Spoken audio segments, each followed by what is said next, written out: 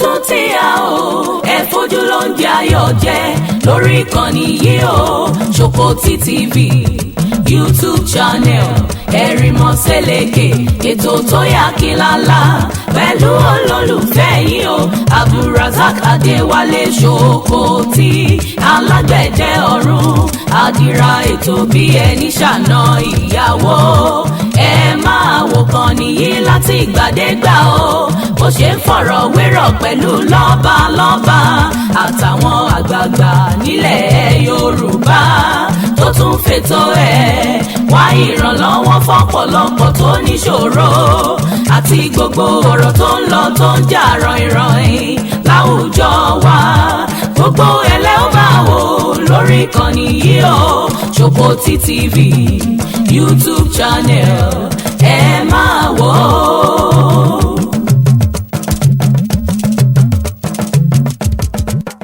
People who have been guilt-tripped.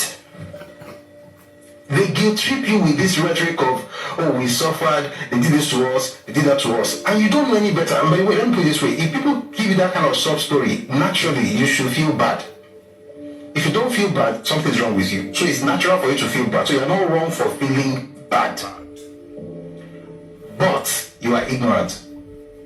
As soon as you understand what really happened, you will still have compassion, but you have compassion with sense, with wisdom.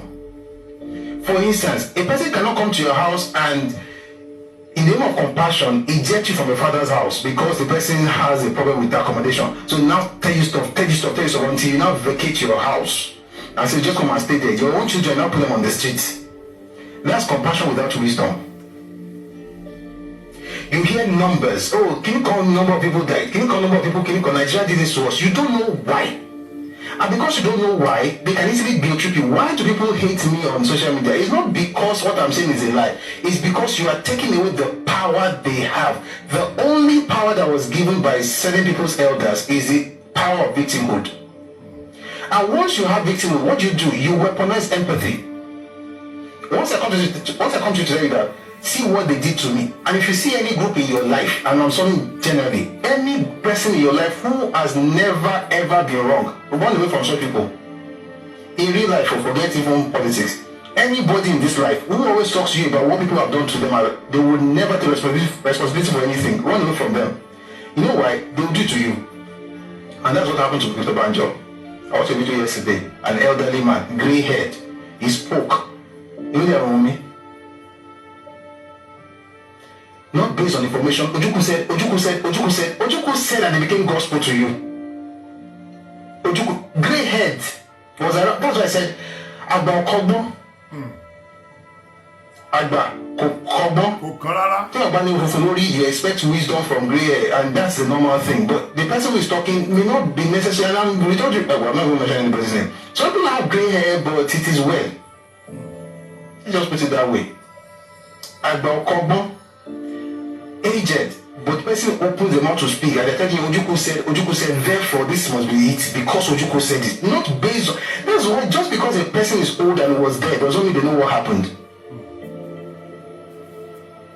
No reference to anything, nothing like I was there. If you were there, I would listen. You were not there, you're just listening to what Ojukwu said, and based on that I should believe you. See what happened now. They will tell you these things. And we've been hearing that since we're growing up. Somebody said, you feel bad, as you should. You should feel bad. But guess what? You should also try and fact check what they're telling you. Is it true? And this is apart from the fact that some people are, because of marriage or whatever relationship, you marry somebody, now your brain, the chemicals in your brain have now changed. You can't think properly again because of your bed. Like you can have brain and stay at your bed, whatever, if you want to marry anywhere, marry. But I mean, think. Iṣẹ́ kọ́kọ́ gbọ́ kan tí a lot of Yoruba people who have been. Brother mi yìí kọ́kọ́ sọ. Brother mi ni wọ́n pè ní Busuyi Oris. Ẹ̀jẹ̀ mi ni, ẹ̀jẹ̀ ọmọ Yorùbá ni. So ẹ̀jẹ̀ wa ni ẹ̀jẹ̀ ọmọ Yorùbá. Mo dẹ̀ fẹ́ káwọn èèyàn máa bá mi listen sí púpọ̀. Torí wípé ó ń yọ wá jáde nínú aginjù igbó púpọ̀ lórí àwọn ọ̀rọ̀ tó máa ń sọ lórí TikTok. Mr. Busuyi, mi mọ tí mo lè fi qualify yẹn. Mo ti jẹ́ fáǹsẹ̀ ti pẹ́. Bí ọ̀pọ̀lọpọ̀ yìí ṣe máa ń listen sí mi yẹn, bẹ́ẹ̀ ni mo ṣe máa ń listen sí Mr. Busuyi. Mi wá lè ṣe mistake kí n bẹ̀rẹ̀ láti máa listen sí kí n má gbọ́dọ̀ pé kò ṣẹlẹ̀ sí mi rí. Because ó ń sọ sense. Ó ń inject sense sórí tiẹ̀ náà. Ó máa sọ sense jáde. Ó máa wá inject sense sórí ẹ̀. Mo máa ń sọ pé èmi ò ní kí Gàmbàrí ọmọ sọ rárá kọ́ sáà máa fi kìyà mi. Èmi ò ní mọ̀ fẹ́yàwó mi tó bá wù ẹ́. Ṣùgbọ́n ọ̀pọ̀lọpọ̀ ló ti fẹ́yàwó tó ti sórí burúkú láti ìran tó ti lọ fẹ́yàwó torí burúkú ti bá a. Tí ò lè think straight mọ́. Ìwọ tó wo yẹn bá jọ tiẹ̀ mú dání pé wọ́n bá wí. Ìwọ náà ni. Tí wọ́n lè think right mọ́ tó jẹ́ pé orí wọn ti burú. Àwọn ìyàwó wọn ti sọ wọ́n di nǹkan míì. Ṣé ebi ìyàwó tá a fẹ́ sílé ni? Àṣà ni máa bẹ̀rù àti ní nǹkan papọ̀ pẹ̀lú ẹ̀. Ó lè fi ṣojú ara fún ẹ. Ọ̀sán ni máa bẹ̀rù pé ìyàwó ẹ ṣe ń jẹ fún ẹ kó máa bẹ̀rù àti jẹ. Ó lè fi inú oúnjẹ fún ẹ. Kò síbi tí wọ́n lè gbà láti tọ́nu ọ. Ṣé rí? Ó pè kọ́mọ Yorùbá fẹ́ Yorùbá. Gbogbo bó bá ti wulẹ̀ orí ìjà yẹn bá ti wulẹ̀ ó le tó àwọn Yorùbá ó tún di ìjà yẹn jáde. Bí orogún yẹn bá ti wulẹ̀ ó le tó wọ́n á tún di orogún yẹn jáde. Nígbà tó bá ti pé ó ń gbọ́ lẹ́nu àwọn bàbá tó bí òun náà pé ìyàwó mẹ́ta bàbá mi fẹ́ràn kí ló fa orí burúkú ẹ̀yẹn tó bá ti rí wípé òun ló ń ṣàṣejù. Àwọn ìyá ẹ̀ ó pìtàn fún bàbá ẹ̀ ó pìtàn fún. Yorùbá òun ṣe káàkà máa fọ́lọ́ yẹ gọ́gọ́gọ́gọ́gọ́gọ́. A máa wí a padà gbọ́ náà ni ẹ lè má ti gbọ́ ń tà sọ báyìí. Ṣùgbọ́n a padà gbọ́ náà ni. Ṣé rí àwọn ọmọ Ìgbò kan wà tí mo sọ pé wọ́n dáa gan. Àwọn ọmọ Ìgbò tán dáa yẹn. Tán bá ń sọ̀rọ̀ ń pa Yorùbá, ẹ sọ pé Yorùbá ni wọ́n, ẹ máa dáùtì pé ọmọ Ìgbò ni wọ́n. Wàláhì tá a fẹ́ràn wọn nìyẹn. Òun ni mi ò sí lè kọ̀ndẹ́mù àwọn ẹlẹ́dẹ̀ kan tàbí ẹlẹ́yà kan. Mi lè kọ̀ndẹ́mù anybody. Ṣùgbọ́n gbogbo ibi tó lórí burúkú bá wà máa sọ. Kò síbi tí ò sọ lórí burúkú. Kó lórí burúkú ọmọ pọ̀ jù lórí ire lọ ló dáa jù. Ìyẹn làwa Yorùbá fi gbọ́dọ̀ pera wa ṣàkíyèsí bó bá dọjọ́ ọ̀la tá a padà ní òmìnira tá a wá yìí. Bó ni ò ṣe ní di òmìnira fún wa. Bó ni òmìnira yẹn kí ni ò ṣe ọ̀nà wo ni ò nígbà di òmìnira fún wa. Because àkọ́kọ́ need láti zero mind ara wa. A need láti erase àwa Yorùbá ọ̀dà. A need láti erase ẹ̀ ní mind. Otherwise kò sí nǹkan tá a máa ṣe lójú ara wa tó máa dá o. Àwọn Yorùbá dẹ̀ ń ṣe dáadáa o. Ọ̀rọ̀ owó afúnilówó kọ́ lélẹ́yìí. Àwọn Yorùbá ń ṣe dáadáa tí wọ́n á dúró tì ẹ́ ní gbogbo tó bá yẹ ká dúró tì ẹ́. Gbogbo tó bá yẹ kó ọmọ Yorùbá dúró tì ẹ́ wọ́n á dúró tì ẹ́. Ní ó ṣe máa ń yà mí lẹ́nu táwọn míì bá ń sọ̀rọ̀ yẹn blanketly àwa Yorùbá ọ̀dà. Irú ọ̀rọ̀ dáradára wo ọ̀rọ̀ àpọ̀dà wo nìyẹn. Ọ̀rọ̀ amọ̀kànmẹ́kọ̀ wo nìyẹn. Ọ̀rọ̀ ẹni tó ọ̀rọ̀ amúgbó bíi Rashidi Elétíkété wo ọ̀rọ̀ amúgbó ló jọ létí mi. Àwọn sọ pé Yorùbá ọ̀dà. Nígbà tó bá tó wá di pé ọmọ Ìgbò ló tó ń sọ ìtàn wa fún wa ṣé kò tán di wa. Ṣé báwọn ọmọ òyìnbó ti ń kọ́ wa ní Yorùbá báyìí. Yorùbá ti ń kọ́ wa ní Yorùbá. Wọ́n ń tíìchì ní àwọn yunifásitì káàkiri sí tí wọ́n ń kọ́ èdè Yorùbá. Wọ́n wá ṣé ọwọ́ ayẹ kan wá padà fi kọ́ àwọn ọmọ Yorùbá ní Yorùbá lọ́jọ́ ọ̀la. Ẹ̀rí pórí burúkú ni kò sórí burúkú tó tó. Ẹ wo Kúbà, ẹ wo àwọn káàkiri ibi tí àwọn èèyàn ti ń sọ Yorùbá ní ilẹ̀ aláwọ̀ funfun. kò sí nǹkan tí jẹ́ aláwọ̀ funfun ẹ̀ méjì wọ́n tàn wá jẹ́ o kò sí ibi tí jẹ́ ilẹ̀ aláwọ̀ funfun o kò sẹ́ni tó funfun tó yìnbó kan bá lóun funfun ẹni kó dúró lẹ́gbẹ̀ẹ́ white bóyá wọn ò jọra wọn brown ni gbogbo wa a brown jura wa lórí ẹ gbàgbé lórí ẹ̀ títí tó fọ adébẹ̀ yẹn tó fi gbogbo àgbáyé kò síbi tí wọn kì í ti sọ Yorùbá ìyẹn ni ó fi yẹ kí inú ìran ọmọ Yorùbá ó máa dùn pé sẹ́yìn nìkan ni tó jẹ́ wípé kò sí ìlú tẹ́ ẹ máa dé tẹ́ ẹ ti ní bá original Yorùbá níbẹ̀ wọn ò sì ní borúkọ yín jẹ́ wọn ò ní bà ìṣẹ̀ṣe yín jẹ́ wọn ò ní bà àṣà yín jẹ́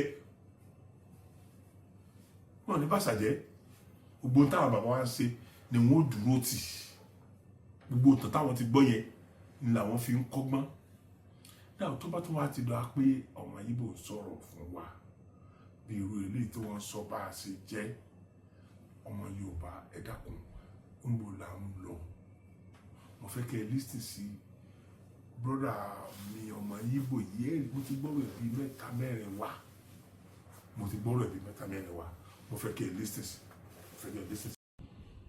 ẹ dákun ọmọ Yorùbá ẹ bá mi fi ọpọlọ bá ń tí ọmọ Ìgbò yìí sọ ẹ bá mi fi ọpọlọ bá lọ torí Ọlọ́run bó bá jáde àlọ́ tọ́ sí ẹsẹ̀ fún ọba jẹ́ pé ẹsẹ̀ ṣùgbọ́n mo kò sí ọmọ Yorùbá kankan tó jẹ́ ọmọ Yorùbá tí kì í sàwọn Yorùbá tán ti pòlútò tí ò ní ṣàdúrà fún ọmọkùnrin pàápàá jùlọ pẹ̀lú gbogbo tó ti sọ sẹ́yìn náà ẹlẹ́sìn kẹgbẹ́.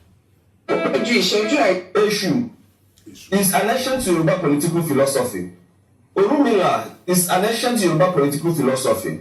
Although they are applied differently in different disciplines, but in politics, the Eshu political philosophy is what is today known as dialectics. That is, abstracting knowledge, abstracting information, abstracting data through conversation, through argument. It means being cunning. You would come like you mean argument, but you come to a different reason altogether.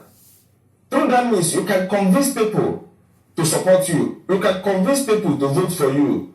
The base, the fundamentals of Orunmila political philosophy is taking care of the people, taking care of the needy, being sympathetic to people's need, to people's welfare, getting people to love you, to support you, galvanizing voters by taking care of their needs. It doesn't matter if you are the worst politician. It doesn't matter if you are going to work for the people or not. They will support you.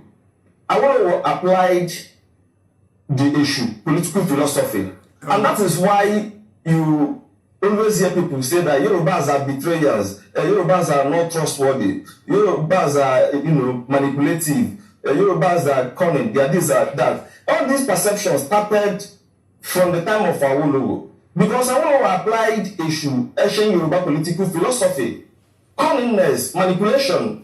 Abiola applied Orunmila political philosophy. Yes, taking care of the people, stomach infrastructure, showing empathy, showing sympathy, but it didn't work. And that is partly because people already started seeing Yorubas as betrayers, as manipulative people, as cunning people. So, even when he won the election, the military didn't trust him enough to hand him over power. So what is happening now is that Tinubu is applying the two political philosophy, the Eshu political philosophy and Orunmila political philosophy, which is taking care of the people, taking care of the needy. And he is being cunning, being manipulative when it is needed. That is Tinubu for you. That is why it is very easy for him to convince politicians to join him. So today, a lot of people are moving into APC. And I've seen people, even Yoruba analysts, arguing that Tinubu is trying to destroy democracy in Nigeria. Tinubu is coercing people. Tinubu is using the EFCC to intimidate politicians that have corruption cases in other political parties so they can join APC. But each time I hear this kind of argument, I laugh. I laugh because political theories makes it very easy for one to understand political happenings. I can assure you that when you meet a politician like Tinubu, you wouldn't have any choice than to be in the same camp with him. You wouldn't want to work as an opposition. when you talk about politics itself, playing politics, the Yorubas have well conceptualized political philosophies that is still very practical, that is still very much applicable in modern day politics. And Tinubu is applying these political philosophies well enough that it is yielding him results. And that is exactly the reason why Tinubu is different from other politicians. Ìṣàkóso kùnà ayọ̀ kọ́bínú. Èṣù. Ó fi lé ní ẹ̀kẹ́ lè mọ̀ pé tó ọmọ Ìgbò ni mí o.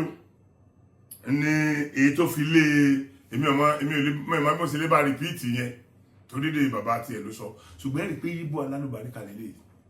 Èyàn ọmọ Yorùbá ẹ má jẹ́ àtàrà wa jẹ. I am not talking politics now.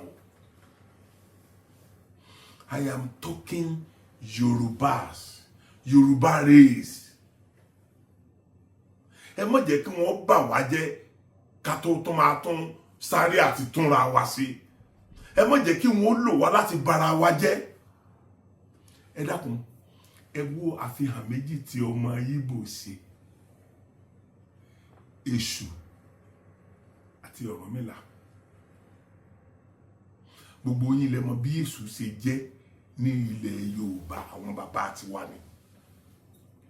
Gbogbo yín lẹ mọ̀ bí Ọ̀rúnmìlà ṣe jẹ́ àwọn bàbá tiwa ni. Bàbá èmi ò ní kí wọ́n gbà wọ́n ti kó wọ̀ tán, wọ́n ti kọ́ ọpọlọ ẹ̀wọ̀ lọ́pọlọ mọ́ ọlọ́pọlọ èkú ni ẹ̀. Èmi ò ní ó gbà ebí mi ń sọ tèmi ni ìwọ náà tọ́ bá wá fẹ́ wù ọmọ kọ jáde kí ìwọ náà wá sọ tèmi mi sì sọ tèmi. Ṣé rí èmi ò ní ọ̀rọ̀ politics kọ́ lè mi ń sọ yìí. Ọ̀rọ̀ mi ì bá wọn ṣe politics lọ́dún yìí. Ṣùgbọ́n màá bá wọn ṣe Yorùbá. Màá bá wọn ṣe nǹkan pè ní Yorùbá mi ní dáràn mi. Báwọn èèyàn kan bá tì mí láti dáràn mi, láti dojú ogun kọ ìran mi, mi ò ní gbà. Màá sì tún máa tú ọ̀pọ̀lọpọ̀ àwọn èèyàn sílẹ̀. Ọmọ Ìgbò lẹ gbọ́ tó sọ̀rọ̀ yẹn náà. Gbogbo yín lẹ mọ̀ pé tó bá lọ síwájú Ọ̀rúnmìlà tó lọ rèé béèrè nǹkan Ifá bàbá mi Àgbọnmìrègún báyìí kásá tán gbé janlẹ̀ gbà. Olùmúlọ̀tún olùkàrà lósì. Tí wọ́n bá ti bẹ̀rẹ̀ gbogbo ogun tí Ifá bá rí níwájú ẹ̀ ogun yẹn ti ṣẹlẹ̀ sẹ́nìkan rí ní ìtumọ̀ ẹ̀. Ẹni tí ogun yẹn ṣẹlẹ̀ sí ní ogbe rẹ̀ ní Ifá rẹ̀ máa jáde. Ifá yẹn máa jáde. Wọ́n wá kí bó ṣe ṣẹlẹ̀ sí ẹni yẹn àti ọ̀nà wo lẹ́ni yẹn gbà tó fi ṣẹ́gun. Kí ni Ifá dẹ̀ máa ń ṣe ìrúbọ? Láti sọ àtẹ̀fẹ́ pé ẹ lè sábà rí bàbá lọ́wọ́ kán máa kọ oògùn fún yín, kọ gbà fún yín, kàwò fún yín. Kí ṣe báwọn ohun ṣe rárá bọ̀ oògùn yẹn kọ́ ní dìmídìmí. Wọ́n mọ oògùn. Ṣùgbọ́n tí Ifá sọ yẹn wọ́n rí pé ìyẹn lè rọ̀, ìyẹn ni ẹbọ tẹ́ẹ̀rí pé tán bá ti dé Ifá tán wọ́n gbẹ̀bọ̀ sóríta mẹ́ta, wọ́n gbẹ̀bọ̀ lọ sídìí Ògùn, wọ́n gbẹ̀bọ̀ lọ sídìí ìrókò, wọ́n gbẹ̀bọ̀ lọ sídìí ṣe mọ̀ pé ó fi nǹkan yẹn ó fi wé Abíọ́lá. Ta la Abíọ́lá ò ṣe dáadáa fún? Ta ni orí jẹ mú rí mu? Èdè wo ni elédè wo ni orí jẹ rí mu lábẹ́ Abíọ́lá? Ó wá fi Èṣù kọ ṣe ti Chief Ọbáfẹ́mi Awólọ́wọ̀. Gbogbo ọ̀pọ̀lọpọ̀ yín náà lè máa sọ pé Awólọ́wọ̀ ó láhùn. Ìwọ tó bá lẹ́nìkan láhùn ó lè ní ọ̀kánjúà níwọ̀n náà. Ọ̀kánjúà ni ẹ. Tó bá lọ tọrọ nǹkan lọ́dọ̀ rẹ̀ ò ní máa pọ̀ láhùn. Bó ní òní títí di àsìkò tá à ń sọ̀rọ̀ lọ́wọ́lọ́wọ́ yìí n ò tí ì sọ̀rọ̀ politician kankan dáadáa tó háàfù bọ́n ṣe ń sọ̀rọ̀ Ọbáfẹ́mi Awólọ́wọ̀. Pàápàá jùlọ àti ní north àti ní east àti ní gbogbo ẹ̀ ní gbogbo ilẹ̀ Nàìjíríà ni wọ́n ti ń lo orúkọ bàbá wa Awólọ́wọ̀ láti wà nípò. Torí Abíọ́lá ṣe tó satisfy ìgbà tó satisfy àwo tó lo àṣà Ọ̀rúnmìlà tí máa wá oúnjẹ fún gbogbo àwọn ọ̀rúnmọlẹ̀. Tí ọmọ Ìgbò táwa máa tá bá fẹ́ bú wọn tá bá fẹ́ kàn wọ́n lábùkù a máa ń pè wọ́n ní ọmọ àjòkú tá a máa ń mú mi. Bó dẹ̀ jẹ́ pé à ń fi pẹ̀gàn wọn ni. So kò sẹ́ni tó lè jòkúta tí ò ní mú mi sí. so tí ọmọ Yíbò bá lè ronú kó gbé ọ̀rọ̀ yẹ kalẹ̀ bó ṣe gbé kalẹ̀ yìí ìwọ ṣe wá kú lórí pé Soko tí ń ṣe politics ni ṣé politics lélẹ́yìí tí mò ń ṣe ni tẹ́lómi bá jáde ṣe pé òun fẹ́ dìbò láti ilẹ̀ Yorùbá tó fẹ́ bá Aṣíwájú Bọ́lá Ahmed Tinubu dù ẹ́ rí i pé wọ́n pè bò fún wọn ni àfi tó wọn bá ṣe dáadáa rí díẹ̀ tó wọn bá ṣe dáadáa fẹ́ẹ́ kankan rí ṣùgbọ́n níwọ̀n bá àgbà tó jẹ́ wípé òun nìkan ló sì jáde látọ̀dọ̀ wa ìran ọmọ Yorùbá ò tí ì ṣe pírẹsidẹ́ǹtì orílẹ̀-èdè rí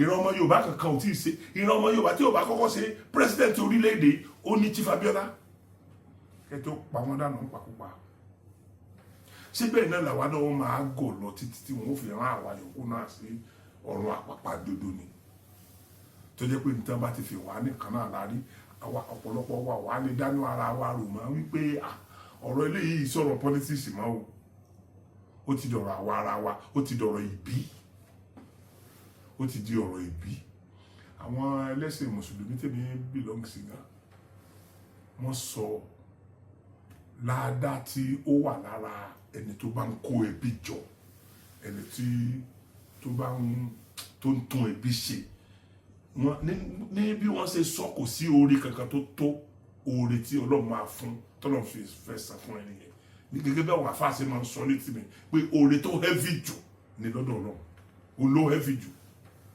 pé ìwọ tó jẹ́ kí okùn ẹbí ó já látọwọ́ ẹ̀ sẹ́mi lè mẹ́wàá já okùn ẹbí ni báwọn tí wọ́n ti kó wa jẹ burúkú tí wọ́n fi ibi pa wá tí wọ́n fi ibi pa bàbá wa tí wọ́n fi ibi pa ìyá wa tí wọ́n bá wá kóra wọn jọ́sìn tí ẹ lọ́mọ àyà tí yíyẹn ẹ̀yìn làwọn fẹ́ yọ lórí oyè tó yẹ káwa wòran ni ṣé táwọn bá lórí oyè tán ṣé tèmi ń sọ lónìí ṣé mi á lè sọ ṣé wọn ò ní gbé mi ṣé mi sátìmọ́lé ṣé wọn ò ní ráyà kìlà sí mi ẹ mọ gbogbo àwọn èèyàn tán ti ráyà kìlà sí sẹ́yìn ẹ̀yà kìlọ̀ lọ́pàá Alájà Abíọ́lá gbogbo àwọn bàbá wa wà Rílíwánì gbogbo àwọn bàbá tí ẹ lórúkọ nílẹ̀ Yorùbá ẹ rántí wọn náà ipò tí Bọ́lá Ìgè wà olórí gbogbo tí jẹ́ òfin nílẹ̀ Yorùbá ni wọ́n pa olórí amòfin ààrẹ nìkan kan mọ́dún ni wọ́n pa Bọ́lá Ìgè kí la rí ṣe tí Bọ́lá Ìgè bá wà láyé lénìí èyàn mélòó ni ó ti lo influence ẹ̀ nínú àwọn ọmọ Yorùbá apart from àwọn tó ń lo ti Aṣíwájú lọ́wọ́lọ́wọ́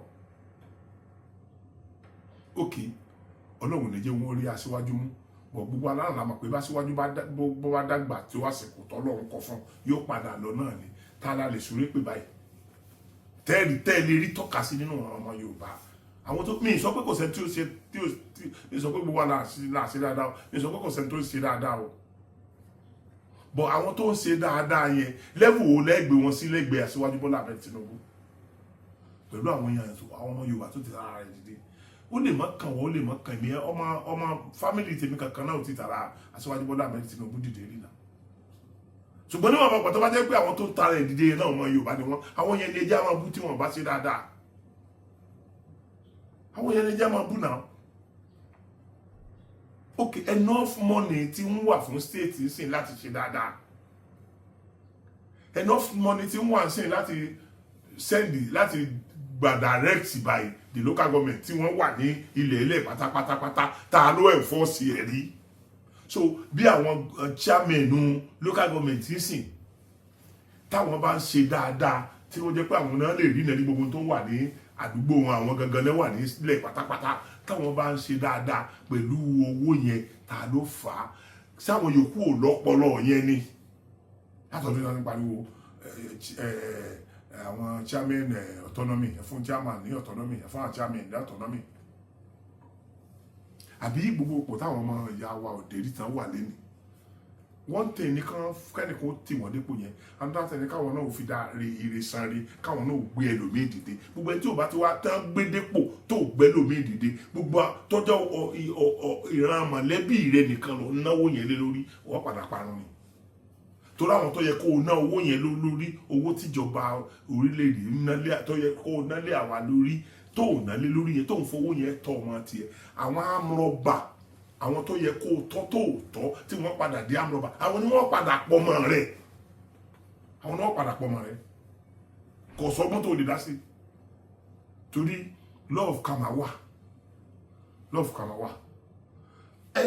ọmọ Yorùbá mi ní gbé ọ̀rọ̀ yìí sílẹ̀ àwọn ọ̀rọ̀ míì lè máa wáyé ṣùgbọ́n ọ̀rọ̀ ibi tá a ti bára wa dé láàrin ọmọ láàrin Nàìjíríà yìí láàrin ọmọ Ìgbò láàrin ọmọ Haúsá Fúlàní mo sọ fún wa pé ogun mẹ́ta là ń jà ó dìgbà tẹ́ bá rí aláìsí ogun mẹ́ta là ń jà ogun Ìgbò fèsì wa burúkú wọ́n dẹ̀ ń bá wa jà ogun Fúlàní fèsì wa burúkú wọ́n dẹ̀ ń bá wa jà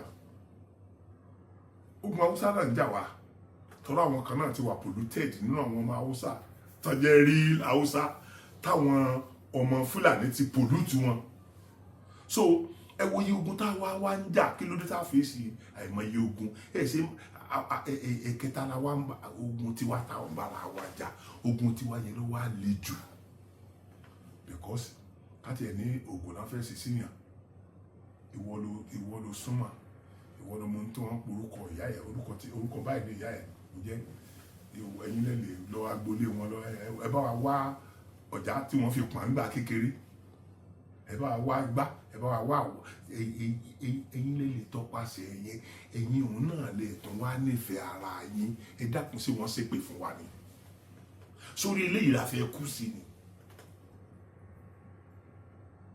ẹ rí pé gbogbo àwọn nǹkan tí mò ń sọ yìí kò lọ tó bẹ́ẹ̀ púpọ̀ lórí íńtánẹ́ẹ̀tì kò mí ò mind ọwọ́ àwọn tó bá gbọ́ yẹn tán bá lè bá mi share rẹ̀ fáwọn ẹlòmíì ọ̀ wọ́n lè fẹ́nu sọ fáwọn ẹlòmíì káwọn náà wá advice àwọn èèyàn pé ẹ jẹ́ alájú wa ẹ jẹ́ ala ọpọlọ wa lẹ̀ ẹ má jẹ́ kí a kú sínú mo ṣe yìí.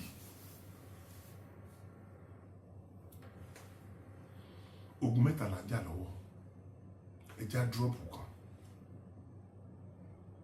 ètò mo fẹ́ ká drop yẹn is the greatest torí tá a bá já ogun yẹn kò sápá ẹ̀ tó lè ka ọmọ Yorùbá ogun àwa ara wa ogun ọmọ Yorùbá tí Yorùbá ń bára wọn jà ìwúrú àwọn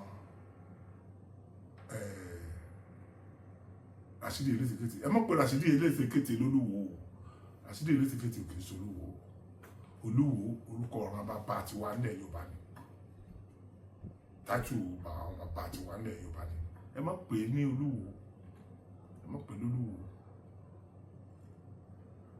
irú àwọn olórí burúkú tán ń balẹ̀ bọ̀nà jẹ́ yẹn wọ́n dẹ̀ tó ń rẹ́ ní kúnra ẹ wo olórí burúkú tó pẹ̀lẹ́ mufti wo tí gbogbo làlá tẹ̀yà báyìí yẹn olórí burúkú yẹn náà tó ń sọ̀rọ̀ ẹni tí kì í sọ ọmọ Yorùbá gbogbo yẹn lísìs ẹgbọ́n Yorùbá ẹnu ẹ̀ka tẹ́rú bá ti pẹ́ lẹ́yìn bálájọ bí ni tẹ́wé bá pẹ́ lára ọ̀sẹ̀ yóò dọ̀sẹ̀ ni ọ̀pọ̀lọpọ̀ àwọn èèyàn bẹ́ẹ̀ yẹn wà nílẹ̀ Yorùbá tí a ti di gbajúmọ̀ tí a ti di ẹni tí gba ojúmọ̀ tó jẹ́ pé ọmọ ọ̀ràn kíran ni wọ́n ewé wọn ti pẹ́ lára ọ̀sẹ̀ ló jẹ́ kó dọ̀sẹ̀ Yorùbá ẹ jẹ́ ká wíkọ̀ ẹ má àtàchì ọ̀rọ̀ yìí mọ́ ọ̀rọ̀ òṣèlú ẹ àtàchì ẹ̀ mọ̀ pé káti ẹ̀dá ọ̀rọ̀ ara wa gbé dání gbogbo ìjà afẹ́ ní òmìnira yìí náà ṣé bí gbàtà mi wa bá ń bẹ láyé bọ́wọ́ ọwọ́ àwọn èèyàn tẹ́mi wọn bá kù láyé náà ní olómìnira ṣé gbogbo ọ̀tẹ́ bá ti pa tí wọ́n mọ nǹkan kan tí yóò mìnira mọ́ ni dẹ̀ sáwọn àgbààgbà ni nǹkan ní wọ́n ń pa báyìí wọ́n ń pa àgbàlagbà wọ́n ń pọkùnrin wọ́n ń pọbìnrin wọ́n ń pọ ọmọdé wọ́n ń pàgbà wọ́n ń pààyàn tóyúntóyún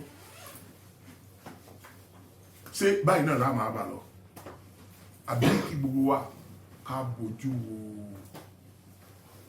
ilẹ̀ ká wo tó ṣẹlẹ̀ ká lè wo nǹkan tó lè jẹ́ solution ẹ̀yin ọmọ mi tó bá mọ bẹ̀ yìí torí Ọlọ́run ẹ má interpret ọ̀rọ̀ síbòmíì ẹ má interpret ẹ̀ sí ọ̀rọ̀ wọ́n ti fún Sokoti lówó nìyẹn wọ́n ti bẹ̀rẹ̀ òṣèlú ti fẹ́ bẹ̀rẹ̀ òṣèlú sì lé lọ́dún méjì báyìí òṣèlú sì fún lọ́dún méjì kó tó bẹ̀rẹ̀ báyìí tó bá yẹ pásìkò tó ti súnmọ́ yẹn ni mo sọ tẹ́sọ̀ yìí ẹni mo fẹ́ gbèsè yà Aṣíwájú Bọ́lá Ahmed Tinubu mi ìgbésẹ̀ yà Aṣíwájú Bọ́lá Ahmed Tinubu ẹ̀yin ọmọ ẹ̀yin Yorùbá ni mo kíìsì torí pé mi ní lajú mi lẹ̀kí látàlùbọ̀ wọ̀ mi nígbà kí àwọn èèyàn kéèyàn ṣe mímọ́ sẹ́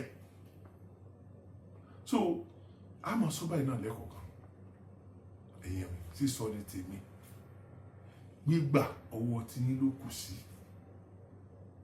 Mo dẹ̀ fẹ́ èyí tẹ́ bá sọ tẹ́ bá gbà pé bẹ́ẹ̀ náà lórí ẹ bá mi share rẹ̀.